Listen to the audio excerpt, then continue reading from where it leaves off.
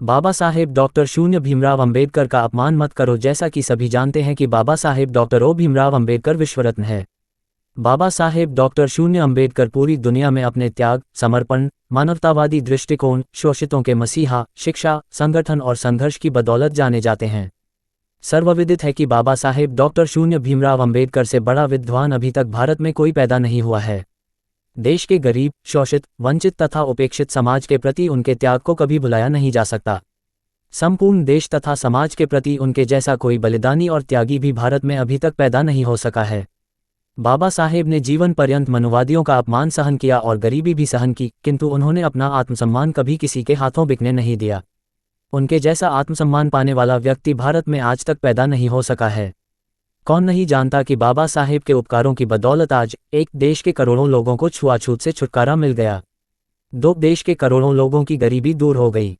3, देश की करोड़ों महिलाओं को बराबरी का अधिकार मिल गया। 4, देश के करोड़ों लोग अधिकारी, कर्मचारी, डॉक्टर, इंजीनियर्स, वकील, जज आदि बन गए। 5, देश के लाखों गरीब लोग व्यापारी बन गए। 6, देश के लाखों लोग विधायक, सांसद, मंत्री, मुख्यमंत्री, रक्षा मंत्री और गृह मंत्री तक बन गए। 7, देश के लाखों लोग ग्राम पंचायत सदस्य, क्षेत्र पंचायत सदस्य, जिला पंचायत सदस्य, जिला पंचायत अध्यक्ष, पार्षद, प्रधान, प्रमुख और मेयर बन गए। 8, अनुसूचित जाति और पिछड़े समाज के अनेकों लोग राज्यपाल, राजदूत, न्यायाधीश और मुख्य न्यायाधीश तक बन गए। 9, अनुसूचित जाति और पिछड़े समाज से देश के सर्वोच्च नागरिक अर्थात राष्ट्रपति तक बन गए। 10, लाखों लोग अरबपति और करोड़ों लोग करोड़पति बन गए। उपरोक्त के अलावा देश में एक, बाबा साहब डॉक्टर शून्य अंबेडकर द्वारा इंटन कमीशन के समक्ष प्रस्तुत किए गए विचारों के आधार पर रिजर्व बैंक की स्थापना हुई। 2, भाखड़ा नागल बांध एवं दामोदर घाटी जैसी अनेकों सिंचाई परियोजनाओं का संचालन हुआ। 3, बिजली उत्पादन और थर्मल पावर की समस्याओं का विश्लेषण करने, बिजली प्रणाली के विकास तथा पनबिजली सर्वेक्षण के लिए केंद्रीय तकनीकी विद्युत बोर्ड CTPB के माध्यम से ग्रिड सिस्टम को स्थापित कराया गया। 4, देश की सभी महिला कार्मिकों को प्रसूति अवकाश का अधिकार तथा महिला और बाल श्रम संरक्षण अधिनियम महिलाओं के श्रम बिल के लिए पारित कराया गया। 5, मजदूरों को 14-16 घंटे के स्थान पर 8 घंटे काम लेने की व्यवस्था तथा श्रमिकों एवं कर्मचारियों के कल्याण के लिए महंगाई भत्ता DA और श्रम कल्याण कोष की स्थापना कराई गई। 6, भारतीय सांख्यिकी कानून 1942 में भारतीय सांख्यिकी अधिनियम पारित कराया गया। 7, कर्मचारियों को काम करने के दौरान शारीरिक रूप से विकलांगता, चिकित्सा देखभाल, चिकित्सा अवकाश से संबंधित क्षतिपूर्ति के लिए कर्मचारी राज्य बीमा ESI की स्थापना कराई गई। 8 मार्च 1944 में केंद्रीय जल सिंचाई और नेविगेशन आयोग CWINC की स्थापना की। 9, द्वितीय विश्व युद्ध के उपरांत पुनर्निर्माण समिति की स्थापना करके बाबा साहेब डॉक्टर शून्य अंबेडकर द्वारा देश में कृषि, उद्योग तथा आर्थिक सुधार पर जोर दिया गया। 10, बाबा साहेब डॉक्टर शून्य अंबेडकर ने संसद में हिंदू कोड बिल पेश करके महिलाओं के सम्मान और स्वाभिमान की लड़ाई लड़ी, जो आगे चलकर हिंदू कानून का रूप धारण किया, जिससे महिलाओं को बराबरी का हक मिला। 11, बाबा साहब डॉक्टर शून्य भीमराव अंबेडकर के अथक प्रयासों की बदौलत ही भारत में राष्ट्रीय रोजगार एजेंसी की स्थापना हो पाए। 12, अंततः सबसे बड़ा योगदान ये कि भारतीय संविधान की रचना करके बाबा साहब डॉक्टर शून्य भीमराव अंबेडकर ने देश के सभी नागरिकों में समता, स्वतंत्रता, समानता और बंधुत्व को स्थापित किया। उपरोक्त के अलावा देशहित में अनेकों काम बाबा साहेब डॉक्टर शून्य भीमराव अंबेडकर द्वारा किए गए हैं।